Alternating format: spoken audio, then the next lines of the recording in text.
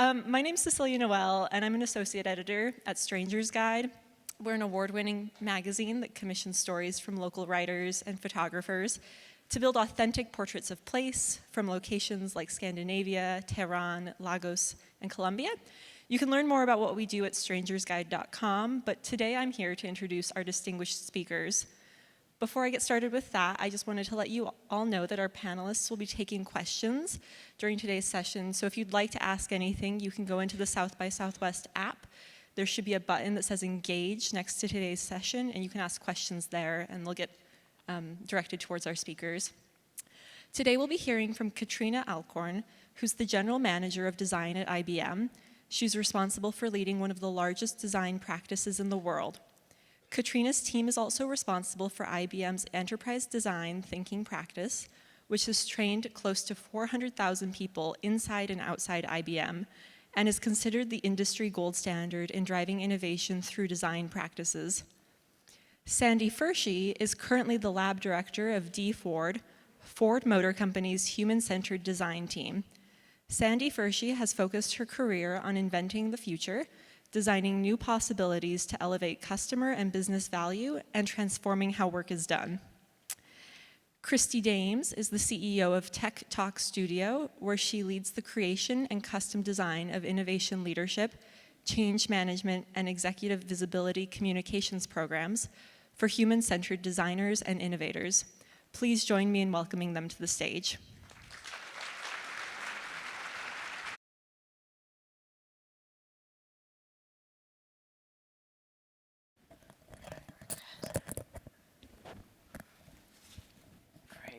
Hi, everyone. Hi. Welcome. Glad you're all here, and really glad that you're here, both of you. I'm really very excited for this conversation with both of you. I wanted to start off with a question for both of you, just so everybody can kind of get to know your trajectory and how you got here. But you're both self-taught designers. You didn't come up through the ranks of design. And so that's quite interesting that you're leading these major organizations. So I want to understand a little bit about how you got there. How did design come after you, or how did you go after design? So Katrina, why don't we start? Sure, I'll start. Can everyone hear us in the back? It's a big room. Was that a thumbs up? Okay, cool. Can I just take a moment and say, this is crazy to be in this room together. I'm not used to this. I don't think any of us are, so hopefully you're doing well. We'll get used to it. So I wasn't trained in design. My path was a very circuitous path. I wasn't like one of those people who went to school and knew what they wanted to do. And frankly, when I went to school, this wasn't a career option because the internet wasn't alive yet. So I was a journalist and a documentary filmmaker. And I'll keep a long story short, I spent a couple years doing freelance writing and making films for a PBS series. And it was a terrible way to make a living. It was really exciting. I made minimum wage and had no health insurance. And so someone from journalism school who graduated around the time I did said, oh, there's this thing called content strategy, and they hire journalists. And it pays more than $60,000 a year, which was like, oh my God, in 1999. So I thought she was a sellout, and I refused to give up my principles because I was a journalist, and that lasted about 2 months, and then I had school loans to pay. And so anyway, I took a job at a startup, and it turned out content strategy was a lot like journalism, but it was for, not for a newspaper, it was for an internet website. And I spent about 6 months there and figured out that a lot of the action was around design. Like I was kind of designing in words, and I was creating these experiences that they would kind of run up against a brick wall. Like I would see where the experience broke down and I couldn't fix it. And things were really siloed then, and I didn't even know who to talk to. I didn't know who the designers were. So I taught myself to design. And again, this was at a time when startups were hiring any warm body. If you were willing to learn quickly and apply yourself, you could just kind of do anything. So fast forward 20 years, I got into management pretty quickly and managing design teams, and here I am now, managing a really big design team at IBM. Sandy? Yeah, we have some pretty big similarities on that front in that I studied in my undergraduate years anthropology and women's studies. And I really valued the skills that I learned there, like critical thinking, communication, problem solving. But I really wanted to apply it in some practical way in the world. And at the same time, I was also geeking out in the computer lab at the time. I'm dating myself, but because the internet was actually emerging. I was like, what is this thing? And started playing and making web pages. And I thought, well, I don't know what this is all about, but I'm really curious about it and kept making things. And so afterwards, I realized, like, oh, people can create web pages out in the world. People pay you money to do that. So I thought, well, why don't I go ahead and give that a shot?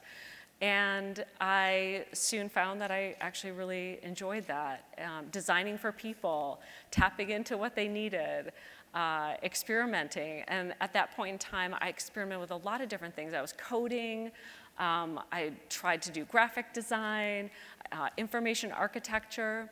And I soon learned which things resonated more or less. So for me, just that ability to experiment and learn and grow and then make some decisions about what to focus on next. And so soon enough, I really kind of found my forte and creating, I guess, structure out of a lot of moving pieces. So an information architect, soon to become an interaction designer, a researcher and a strategist, because to me, all of those things coming together, that intersection made the work more powerful. And I also learned that I really like to design things or make things that didn't exist yet in the world. And so I really like to kind of push myself and understand what could be invented. And I worked at Razorfish for a number of years where I got a lot of inspiration for, that was around the turn of the century, the last century. And the founders had this amazing motto of everything that can be digital will be. It took the rest of the world maybe 5, 10, 15 years in some cases, large corporations to really catch on to like, this is the future. And so I kept on that path and I was learning, growing, and started leading teams, and that led to designing other things that were new, like mobile devices. And I was really intrigued again in this idea of designing for what's next. I suddenly realized, like, oh, when we understand people's location and they are looking for places to meet up with friends, to find restaurants, to shop. So creating new experiences when the technology really wasn't there yet, but started experimenting. And at a stage too where, today we take all those things for granted, but at the time the technology wasn't mature enough to be able to do all these things. Mm-hmm. Like mobile boarding passes, I mean, we're creating concepts around that, but the world wasn't there yet. But that was incredibly exciting and started leading teams on this front and just continued my journey in designing what's next. And I don't think it's an accident that neither of us came from design, because design is a field that calls on so many different skills. It's really about creative problem solving. So, we were talking at dinner last night. When coming from journalism, one of the things that turned out, it was a happy surprise for me, was that being a designer involves a lot of storytelling. It involves a lot of, taking data and information that doesn't seem to connect and making it connect, figuring out how it connects, and figuring out what your story is, coming up with a hypothesis, and then, getting it in front of people. That's what a prototype is, and getting feedback. But it calls on many different skills, and so it makes sense that people from different disciplines find their way to design. And what skills do you have that really helped you the most as you were moving into design? Were there specific skills that really helped you, or? Yeah, for me it was a direct line from journalism. Like, I learned how to talk to anyone in the world with any background and any, I could go into a story not knowing anything about some crazy subject, and at the end of the day, I would be an expert on it because I had to be, because I was on deadline. So that ability to kind of let go of your ego and be really, really curious and just have at it and talk to people and learn and then put together the story around it, that turned out to be a superpower. I think that's the thing that really helped me move up quickly in design, because in tech, how many people work in tech? So you might have noticed we're not always great with the English language in tech. We tend to talk in acronyms. We talk in a lot of industry jargon, and a normal person on the street wouldn't even understand our conversations. I remember when I first went in and I was just like, I don't even know what anyone is saying, and what is a stakeholder, and I don't know what this means. So the ability to kind of bring it back to what is the story, what is the real problem we're solving, what is the human need behind the thing we're doing, and get everyone rallying around that is pretty needed in tech. Well, and Sandy, for you, you came up through women's studies and anthropology. So you were looking at storytelling in that way, through those eyes. Yeah, and also, for me, it was the critical thinking skills, being able to zoom in, zoom out, look at a problem from a lot of different angles and perspectives, to just critically think about and apply and problem solve around that. And I feel like the other big piece is context. Understanding the context in which people are operating, making decisions, living their lives, that's huge in designing experiences for people.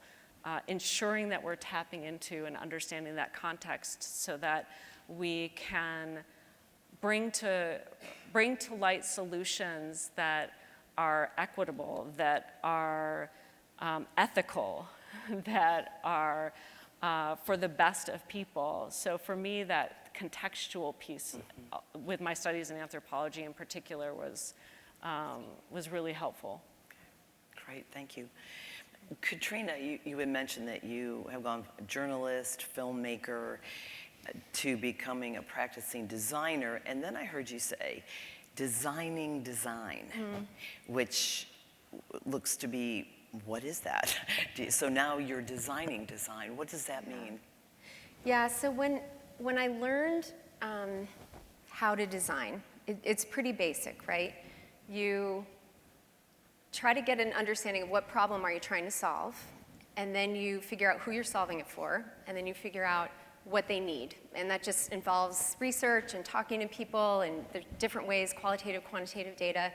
And then you make a hypothesis, and then you test it, and you iterate on it until you get it right or you have to ship it, and hopefully you keep iterating on it, making it better. And that's how you design a product, a piece of software, a website, even, I guess, some event experiences you could design that way. So now I find myself in this role at IBM where I'm really removed from the work. I mean, I sit in on some design reviews and I weigh in, but I'm at a different stage in my career. And what I realize is that my big job is to design design. As the GM of design, it's my job to make sure that all these amazing, 3,000 amazing talented designers that we have at IBM have the conditions to succeed in their work. And I've seen, I've been managing teams for a while, and what I've seen over and over is that you can put amazing designers in a bad situation and you will not get great work, because there's a lot of things that have to coalesce to put great design out into the world. It doesn't just happen with designers, it happens with cross-functional teams, and it involves a lot of research, and so you have to create the conditions for that work to happen in the right way. So when I took on this role at IBM, I've been there since July. In the beginning, everyone was asking me, what's your vision for design? And I said, well, I'm a designer. I'm not going to tell you my vision on day one. I have to do my research. I have to do my discovery. And then I came up with some ideas, and then I tested it with my team and got their feedback, and we iterated on it together, and to a point where I felt like I was ready to share it with the company. And so now there's some specific areas we're going to be focused on. It's all about creating those conditions for excellence in design. But the process really is the same as if I were designing a piece of software. Wow. Yeah. And Sandy, you do the same. I mean, you're responsible for teams, and so Yeah, teams globally. we've got hundreds of folks as well. Not thousands yet, but we're in On the your way. process. Yeah, exactly, on our way, scaling.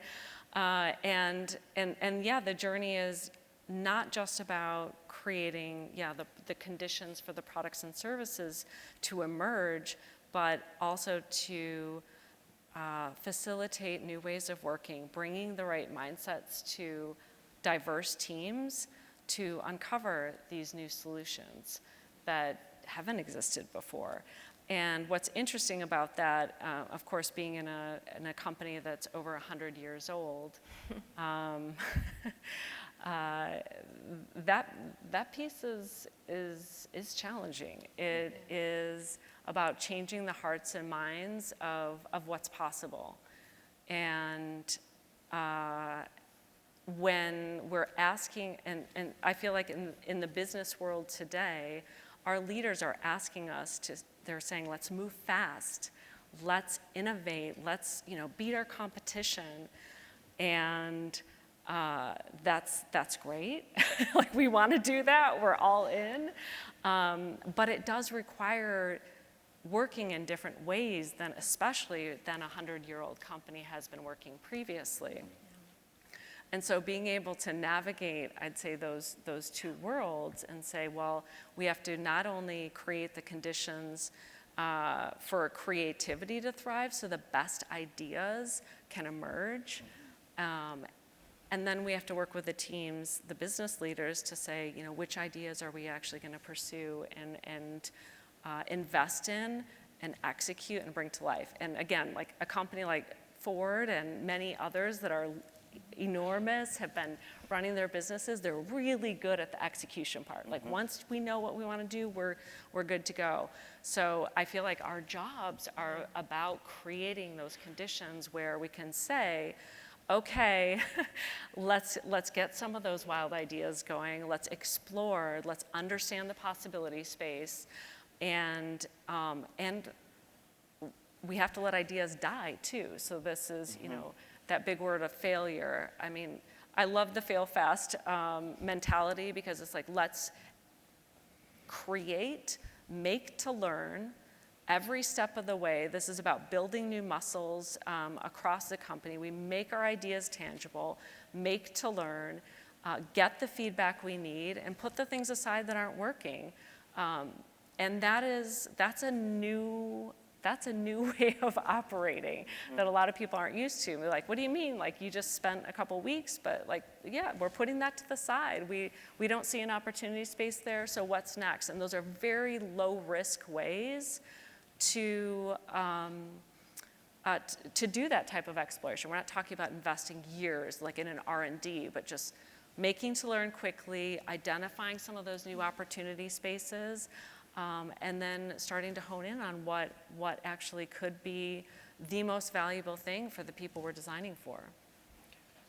Our challenges are so similar, I have to say, because we're both at these giant companies that are more than 100 years old. And so, when we talk about new ways of working, some of those new ways seem like old ways for us in the design industry, but they're new for an old tech company. So another example is getting access to our customers. So, in our world, we're designing things for a lot of people with very specialized jobs, specialized skill sets.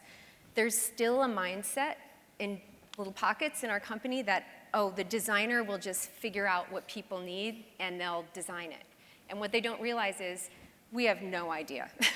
There's no way we could possibly know what an offshore oil rig engineer needs. Like, how would I know that? I have to talk to that person. I have to see the tools that they use.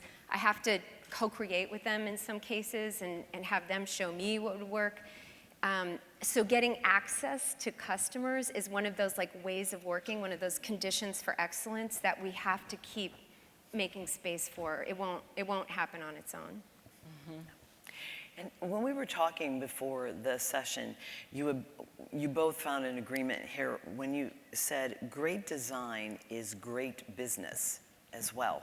So can you unpack that a bit about great design and great business. How do you see that? Well, it's always amazing to me that as designers that we have to even explain this, but it's a really good question because a lot of people don't get it. So, that at the simplest level, when we make wonderful things that work for people, that solve a need for people, that work in a way that's elegant and removes friction from their lives, they are more likely to buy those things and use those things. And so the quality of our design in the companies that we work at is really about the quality of our business. If we could have an amazing sales team, but if we put crap out there, so what? You're only going to be able to sell it for so long. Eventually, the word is going to get out. So, of course, great design is great business. Good design is good business. I know we've talked about this. So. Yeah, exactly. Well, for me, I mean, it's about harnessing the power, I feel like, of design, technology, business together to really, again, identify, I feel like, the best opportunities that we're going to pursue, hold hands and say, like, yes, these are the things that are going to matter most for people in the future. Let's go ahead and pursue them. It's about harnessing that power together of the different teams to do that. Well, and Sandy, so in your career trajectory, you've owned your own company, you've worked with many other successful companies, and then you were literally there at ground zero at Ford when D. Ford wasn't even an apple in the eye of Ford. And so you started here from the ground up 7 years ago. So in building D. Ford, co-creating D. Ford, this internal organization, what for you in a legacy company that you came into that had a specific way of operating, how did you do that? How did you figure out how D. Ford was going to happen? Was it going to happen? How did you get yourself around that? It takes a lot of optimism. You have to believe, like, oh, change is possible. I'm a possibilities-oriented person, and say, okay, what is it going to take? And I feel like when you're starting to create or spark change, there are some things I learned along the way, which was start small. Okay, you can't do everything all at once. There might be this desire from executives to say, let's innovate, let's innovate, let's innovate. Okay, well, why don't we look at the most strategic areas of the business, choose a couple of places to focus, and go after that. And for us, it was like there were some things about how automation was going to impact our lives. We were looking at next generation trucks. So we have, the F-150, which is the most popular vehicle in America for 45 years, or the most popular truck in America for the last 45 years, the most popular vehicle for the last 40 years. And so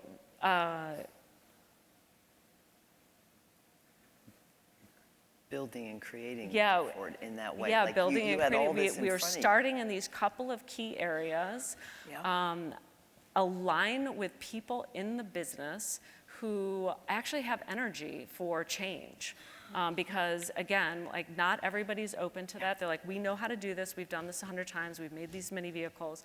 But people who are like, well, what's next? What is actually going to make a difference? And oftentimes people will sit in a room and debate it. They will, and that doesn't really get us very far. But the power of design is to actually say, let's get tangible, let's experiment, let's go understand what's going to resonate with customers in the future. And then we have something to kind of all look at together, sink our teeth into and say, what is going to matter for the customers, and actually rally around those points. And so you literally had to be this translator between those making the business decisions who they want to know right now, today, this is what we're going to do, and designers who are working to understand what it is that it's going to be in the future. So in that middle ground, as that translator,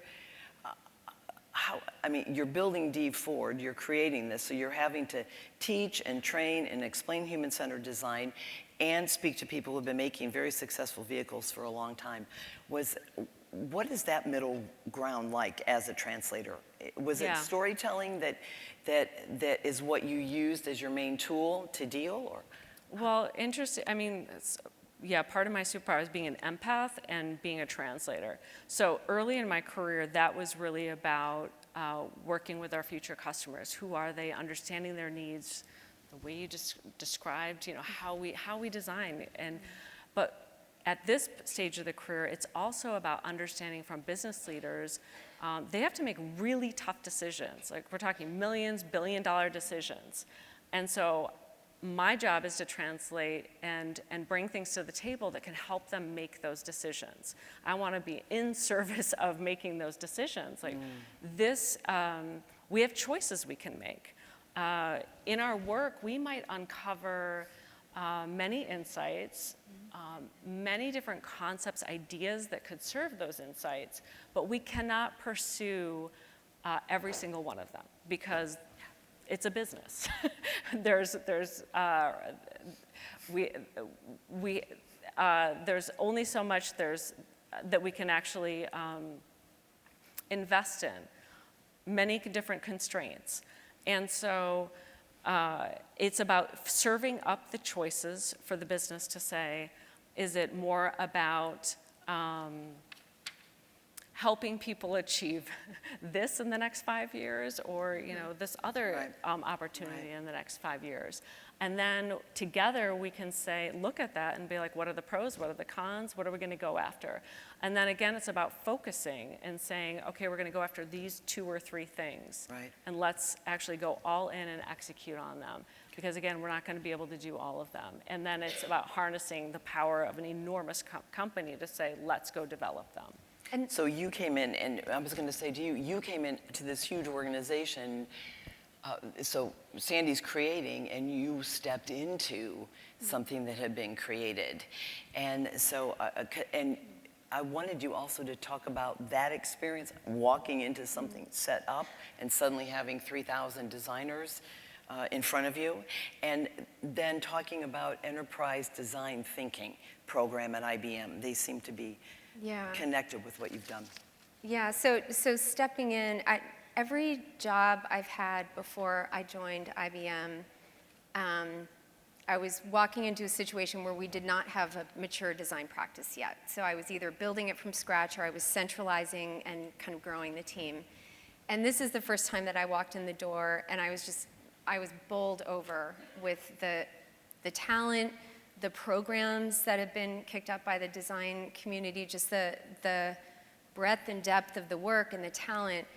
And it was humbling because, it was the first time where I walked in and I think I have a bunch of great ideas, and it seemed like every time I suggested an idea, someone had tried that. And it doesn't mean that we couldn't try it again, but it was like, okay, well, slow down, slow your roll, lady. Let's listen to what we already did, and then we can decide if we want to try that again.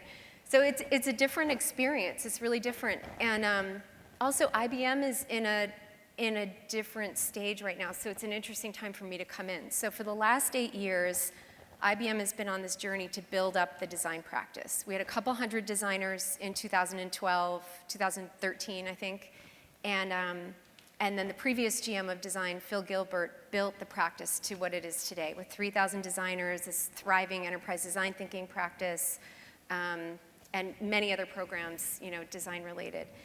So I'm coming in not with a giant purse ready to hire 3,000 designers. Instead, I'm coming in and saying, okay, how do we unlock the value of design? Because we've got all this amazing talent, but I don't think we've yet been able to really benefit as a company from the level of innovation we could be providing. And it makes me think of something, if I can keep my train of thought, something you were saying, Sandy, about helping, empowering leaders to figure out what needs to be done. I think too often, and this happens sometimes in pockets at IBM, people think that the designer's job, the designer should get pulled in once the product team figures out what needs to get done, and then the designer is brought in to do it. And the reality is, if we're going to innovate, the designer needs to be there in the beginning, because that's where we figure out what is the thing that we're supposed to be designing in the first place. What is the problem we're solving, and are we going after the right thing? And so, what Sandy's describing around just spinning up some quick light prototypes and getting different concepts out there, you're not necessarily trying to design the thing, you're trying to figure out what is the thing. Yep. And then once we decide, then we'll go design it. And then we put a design team on that. But I think we need to do both those things, and often we're only doing one. So, yeah. Okay. We have some audience questions too. Could you elaborate on the biggest challenges and learnings from transition from designing to leading and managing people who are problem solving for you? Biggest challenges from designing to leading and managing people. Do you want to jump in on that, or Sure. me to go first? Wait, where did it go? Yeah. So moving from designing to leading and managing. From designing to people who are leading and trying- managing. Yeah. Yeah, this is about challenges. Well, this is about leadership. This is about hiring great people, giving them, creating the sandbox by which they can fully play based on their crafts, their skills, everything they're bringing to the table, and unleashing them on that. And our job as leaders is to create the expectations, to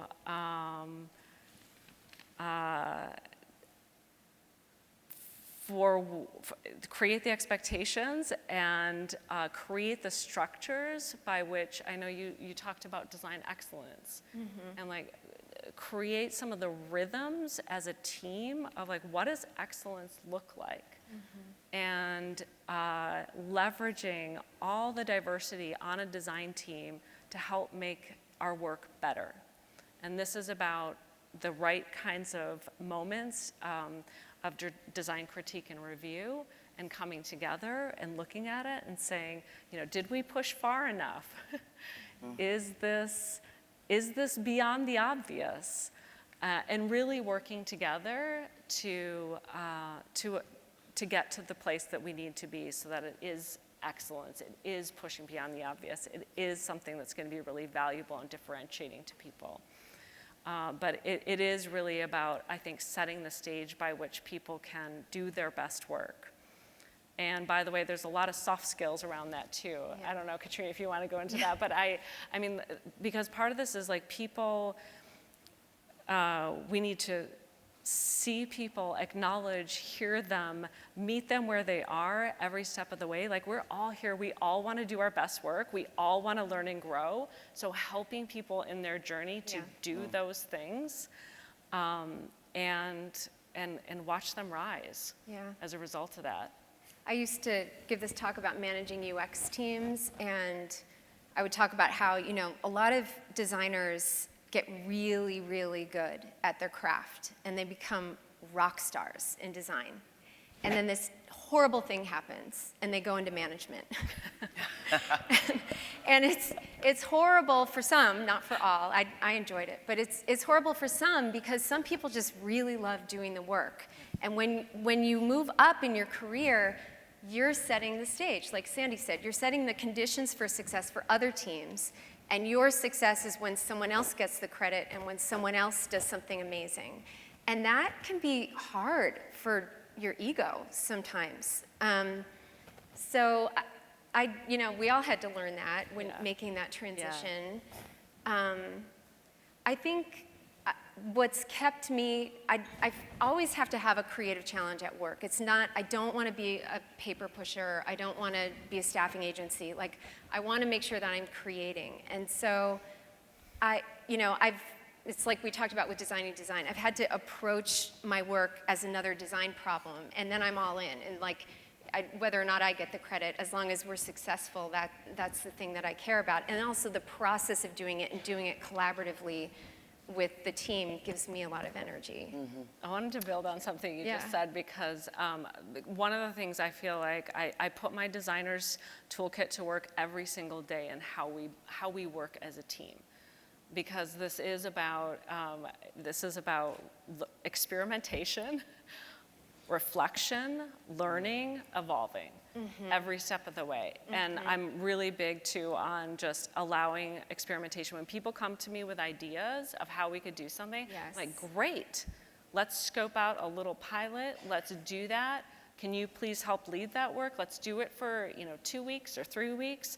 And if that works, cool, let's Right. go. Like, I'm willing to try almost anything on my team.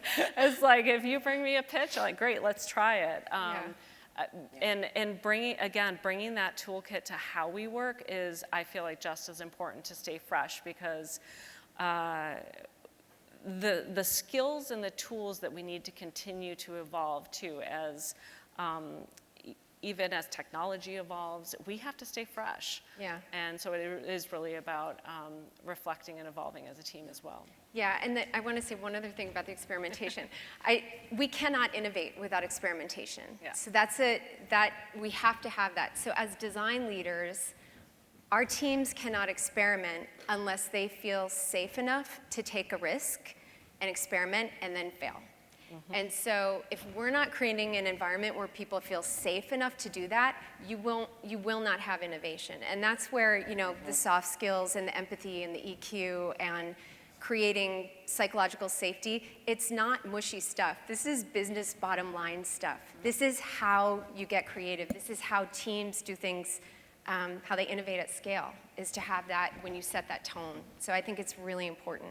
Well, this is really interesting, because I'd like to get personal for a second, because several years ago, you were very brave when you wrote your book, Maxed Out. And you had gone through some pretty heavy-duty challenges. What was most amazing about that is that you came through it intact. You kept relationships that had been really challenging at that time. And you moved through it, and it could have been a career killer to literally come out and be as honest as you were about what happened. But I don't think it was a career killer, was it? So can you tell us a little bit about that experience for you and what that did for you? Yeah. So I'll quickly just explain the book, because I assume most people haven't read it. So it's called Maxed Out, and it's really a memoir about my experience completely burning out at work when my kids were little. So the time I write about was right after my youngest was born, and he's in high school now. He's 14, so it was a while ago.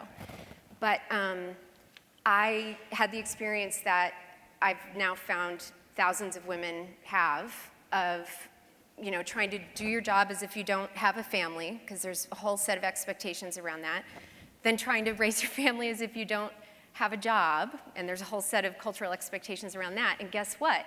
It doesn't work. There's just only so many hours in the day. There's only so much energy we all have.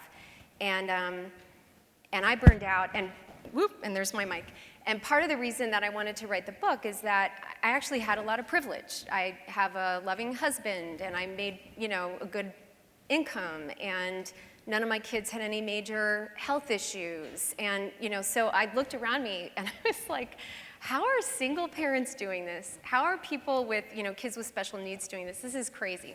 So I ended up writing a book. It came out right after Lean In came out, Sheryl Sandberg's book, and I know that book has helped a lot of people, but for some of us, it felt like a slap in the face, because it felt like, women are doing more at home and more at work, and by the way, all the research shows that, and then we're told that we should lean in and do even more. And so my big message was, stop giving women advice. We're doing a lot.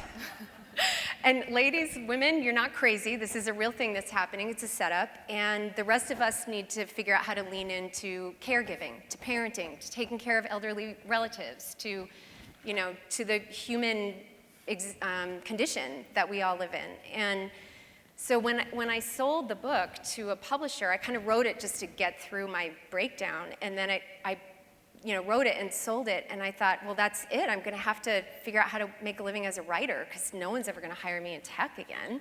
I mean, who would want to work with someone who wrote a book about her breakdown? But it turns out this is a really human experience. It's really common. I brought in a lot of the, I went back to my journalism roots and brought in a lot of the research and found that there's a real public health crisis around burnout, and we need to get real about how we deal with it. And now as leaders and managers, we have a responsibility to kind of show up for our teams and figure out how to square the circle, how to make things a little more manageable. So I forgot the second part of your question. That's what the book was about. It was how you move through that and process that. But that also opens the question, Sandy, I know you had been in your leadership trajectory in your career, you've been more guarded, you had said early on in your career, and now you're not so guarded anymore. And so what changed for you that you could be less guarded? Yeah, well, I feel like early in my career I was pretty compartmentalized as a survival mechanism. Yeah. I really had to, keep everything in a little box in a container to survive. And that's just the place I was at in my life.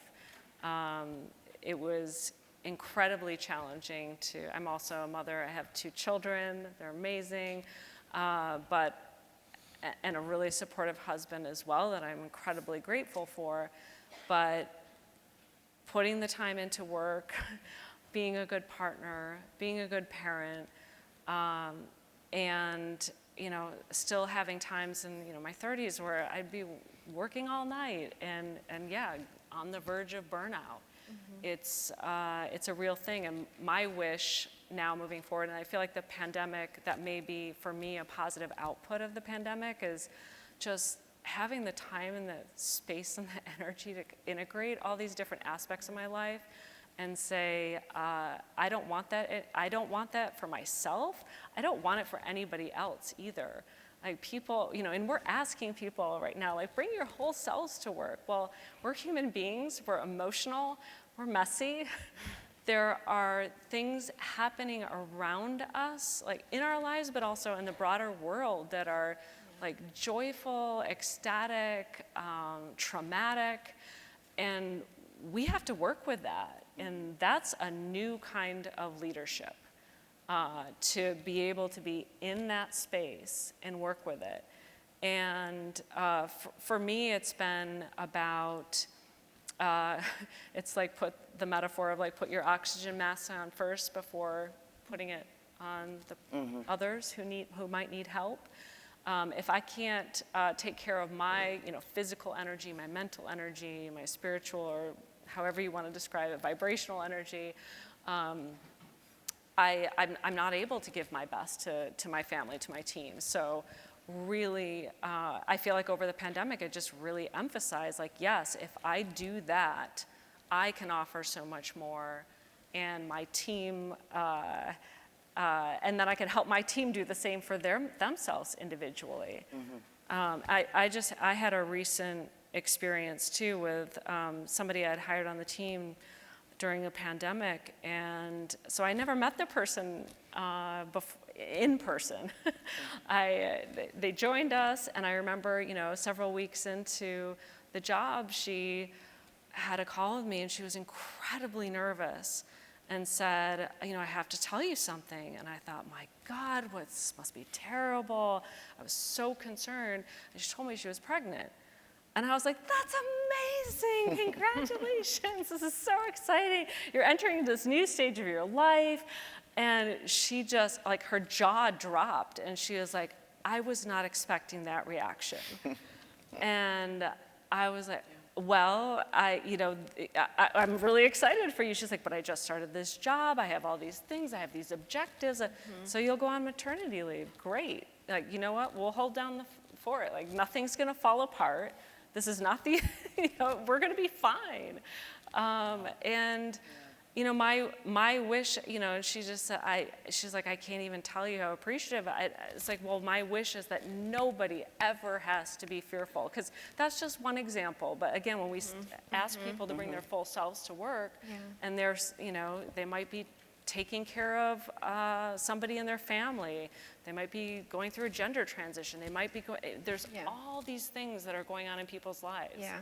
And on the work front, like that part feels like the easy part. It's like just helping people support them in who they are, and being joyful and or supportive or whatever's needed. I want to say one other thing about that. it's important to normalize the struggles we all go through. This isn't just mothers, this isn't just Yeah. women, it's everyone. Yeah. And I think one of the things, we are very lucky. We're in a privileged position. We run these big teams. And, when we tell our teams, bring your authentic self to work, I've had people tell me, I don't feel safe doing that. I'm not the dominant culture, whatever that is, whether it's race or gender or sexuality. And so I feel like one of the things we can do as we move up in our careers is be authentic for others. It kind of gives permission for other people to deal with whatever they're dealing with, and it's okay. Because we're messy people just like everyone else on the planet. And we've had our struggles, but I think it's almost like, I think sometimes our senior leaders think they have to act bulletproof to that, like that's the expectation. And I personally find that alienating, and I think it sets this impossible bar for others. Yeah. I'm not saying be a hot mess all the time. I'm just saying, be human, it's okay. You don't have to pretend to be someone else. Yeah, exactly. There's some really great questions that are coming in. A couple of them, I'll just call them out. Katrina, can you share a few examples of the conditions for excellence for your design team? We'll be interested to hear specifics. Oh, Stephanie, you don't know what Pandora's box you just opened. So glad you asked. So, I'll just quickly tell you the 3 areas we're focused on right now. This was several months of research and meeting with design leaders and all kinds of folks all over IBM to get here. So 3 conditions every company should have to achieve excellence, and these are areas at IBM where we have work to do. It's insights, teams, and learning. And some of my folks are here, so cover your ears. I know you've heard me say this like 10 times. But insights is all about the customer research piece. So when I did my listening tour, I found there's pockets of excellence where we're right in there with customers, we're co-creating with them, we're on a first-name basis, we're getting what we need. And then there's a bunch of groups where that's not happening. And it's not happening for a bunch of reasons. So we need to break down the barriers to access to our customers so that we truly can be designing for and with them.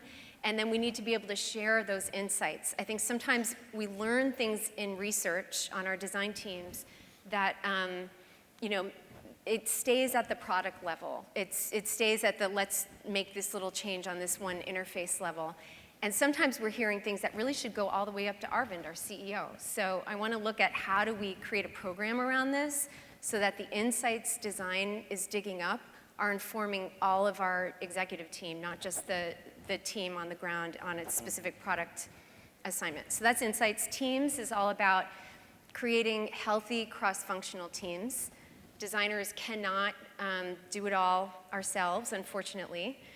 Maybe the world would be a better place. I don't know. Probably wouldn't be. We need our cross-functional partners to get anything done. And most cross-functional teams, and I'm not just talking about IBM, I'm talking about the whole tech industry, they're cross-dysfunctional teams. That's an expensive problem. You can laugh, it's kind of funny, it's my joke. Functional. They're dysfunctional. You've got high-paid professionals being paid to work together on a project, and they're failing because they're not communicating well, they don't have the same idea of what problem they're solving. So we want to fix that, and we have a bunch of ideas around how to do that. And then the last piece is around continuous learning. And one of the things that is really special about being at a big company like IBM and probably a company like Ford is that we can design at scale. So we can actually create the learning programs within from the thought leaders at our company to train new designers coming on board and to help mid-career designers move up in their career. And it's like the circle of learning, the circle of life where everyone's a learner and everyone's a teacher. And I strongly believe that when we teach things, we become better at them. That's how we really internalize them. So we're creating a lot of opportunities for our designers to do that. That's great. Interestingly, I'll just build it. I know the question was for you, Katrina. Go but I'll for it. share Go. because interestingly, there's a lot of overlap. So we had some key focus areas around design excellence for the team over the last year, but it was compelling insights, and how do we tell stories around compelling insights, and really and again, it's not that our teams don't know how to do that, but how do we even take that to the next level for everyone on the team? It's about making to think, making to learn. So making sure that, again, every day, every week, people are making things. They're making their ideas tangible. That could be, again, like a paper prototype, a sketch on a notepad.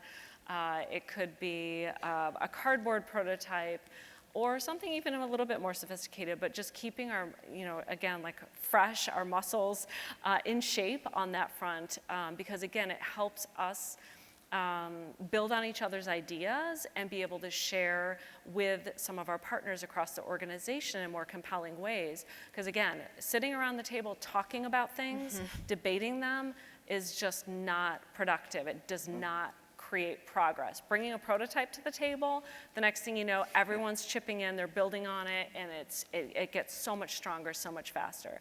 So that was another piece. The other was giving feedback, like how to give great feedback. And I feel like this is a journey for everyone, even for myself. I'm like, what's the best way? And there's feedback within the context of design work and how to give the best possible feedback, ask great questions, but then there's also just interpersonal feedback of like, how do we show up and how do we help each other and support each other through that? And then the other one I was thinking about too was just some of our goals around consistent learning and development too. So there's actually interestingly, a lot of overlaps, but hopefully that just gives people a sense of, the types of things that they can work with their teams on, just to work together, to level up. And I just remember the other one was telling stronger stories. Storytelling. It's a good one. Another question here. How do you work with senior stakeholders who do not have design UX skills, but have a say in your design outcome? Yeah. Any stories about This is a loaded question. the time you did that? You can also go to the next one, which is... Well, no, we can go there. Yeah. I'm thinking about a senior stakeholder in a previous job who had very strong opinions about things like color. And we've all been there. Yeah, so everyone take a deep sigh. We've all been there. And I think with most of these situations, what I've found to be helpful is to delicately step away from someone's subjective opinion and recenter the discussion around what is the problem we're solving, who are we solving it for, and what do they think. And sometimes it's not enough for us to say what they think, so that's where a snippet of video or even a quote or something that is in the word of our customer can really help align people. Said it well. So can you tell us about a time that you failed and what you learned from the failure? Well, I think I just told my failure story. I burned out at work. I had to stop working. It wasn't a choice. It took a whole year to recover. I thought I'd never get hired again, and here I am. That's good. So I guess own your failure. I mean, what is the moral of that story? I do think there is something about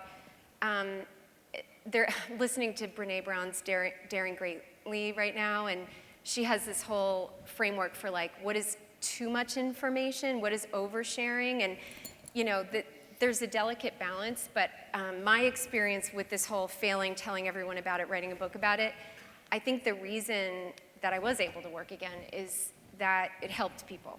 I think telling that story kind of broke a taboo, and all kinds of people came out of the woodwork kind of with similar stories, and there was this feeling of relief, like, oh, finally I can talk about this thing and stop pretending I'm just going to lean in all the time, or whatever it is. So, well, I think knowing both of you for as long as I have, the authenticity that you have and your commitment to your teams, to the organization as a whole, but to your teams and their success is really profound. I mean, you will always stay the course with what is the authentic, right, responsible way to go. And that says volumes for not being on a design track and ending up as a designer, designing design, leading major organizations and creating those organizations within legacy companies as well. So, you know, there's something so important about that, because I've seen you both say no to things that were not the next right indicated step. And that's very powerful and profound. So there's another question here. Oh, I'm glad it popped back up. How do you keep your optimism when counterparts don't get design? Do you stay committed to bringing them along or change your partnership altogether? That design optimism, I think, and how do you stay optimistic when you have you have a symphony and cacophony and voices everywhere? You've got to stay positive and still drive forward. The business imperative, people imperative. So how do you stay optimistic if somebody doesn't get design, and where do you go with that? I really channel, again, like I just channel like the people that I'm working with, like just, again, trying to be really empathic to what is going on for them. What do they need? What kind of decisions are they challenged with? Why are they, you know, why do they have that perspective if they don't get design? Like, what is it that's stopping them from getting? I just get really curious into that and want to experiment with the best ways to communicate, because, and I guess I'm crazy too, like I believe anything's possible. It's like, I'm very possibilities oriented. I'm like, eventually. And so if I can communicate in such a way that reaches them, and I can communicate, and I spoke about this a little bit earlier, like choices that they could make that are gonna help their business and are going to, and by business, because you know, there's many different business leaders. They might have an aspect of the business that's gonna really help their business succeed, because it's gonna actually, customers are gonna be really happy. They're going to buy this thing. It's digging in and having that kind of dialogue with them. Because yeah, they may not get the ins and outs, but they do understand like money. I was like, well, I have to make this decision. Well, what do you need to know in order to make that decision? What's going to help you? Like, and if I present 3 options to them of like, we think these are really strong possibility spaces. You know, do you want to take this any further? Do you want to dig in more? What would give you the confidence to say, let's move forward with that? And you know, you can't, but again, this is again the power of the design toolkit, because you don't have to spend months on those. You could come back in a couple of days sometimes, or a couple of weeks with more information, or a little bit more research, or another prototype. And that really, again, that really starts to move people, I found. Yeah. I think we also just both really believe in the power of design. And so if someone's not getting it, I think, well, I'm just not explaining it right. Right. You know, I just need to try harder. And then when I really feel like I'm down, then I just work with my designers for a while, and they lift me back up again, because those guys are awesome. I love working with designers. And we're about out of time here, but I wanted to ask you, and there was a question that came through as well, about suggestions or advice that you would have. And I would say for new designers coming up, those that are in legacy companies trying to move within their organization, those who are not in design and want to be, what suggestions for people who are new or seasoned are you seeing right now really in the new world that we find ourselves in, truly? You have more agency and power than you think. You should make stuff, like try the things. If you have ideas about things, make them, show them, bring them to the table. People will get so excited, and you'll start building momentum that didn't exist before. And the next thing you know, you've got a group of 5 others who are interested in that idea. And it starts to build from there. But I would just, you know, continue on the learning journey and really just, you know, put your ideas or your passion to work. Yeah, I was going to say something really similar. The sooner you can set aside ego and just put your ideas out there, it's just what you're saying, the better. Because design doesn't get done in a conversation. It gets done by making things and iterating on them and making them better. So be super curious, and just don't worry about what people say about you. Just make stuff. Take their feedback, decide what to do with it. Thank you both so much. This has been Thank really you great so to spend much. time with you today. Thank you all.